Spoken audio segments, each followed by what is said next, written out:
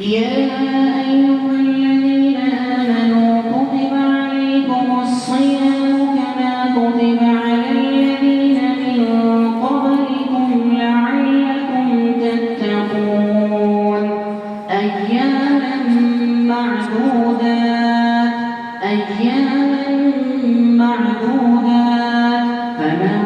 كان منكم مريضا أو على سفر فعدة من أيام أخر وعلى الذين يطيقونه فدية طعام مسكين فمن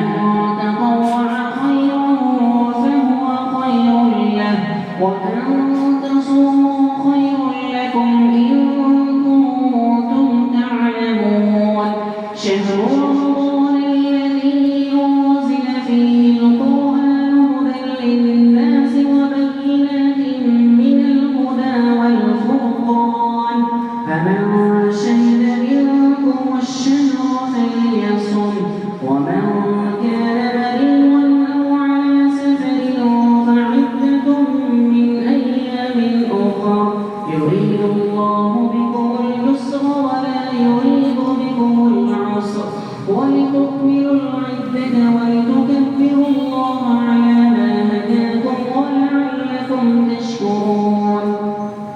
وإذا سألك عبادي عني فإني قريب أجيب دعوة الداع إذا دعان فليستجيبوا لي وليؤمنوا بي لعلهم يرشدون أحل لكم ليلة الصيام الرفث إلى نسائكم هن لباس لكم وأنتم لباس لهن علم الله أنكم كنتم تختانون أنفسكم فتاب عليكم وعفى عنكم فالآن باشروهن وابتغوا ما كتب الله لكم وكلوا واشربوا حتى يتبين لكم الخيط الأبيض من الخيط الأسود من الفجر ثم أتموا الصيام إلى الليل ولا تباشروهن وأنتم عاكفون في المساجد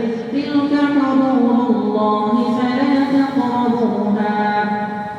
كذلك يبين الله آياته للناس لعلهم يتقون ولا تأكلوا أموالكم بينكم بالباطل وتدلوا بها إلى الحكام لتأكلوا فريقا من أموال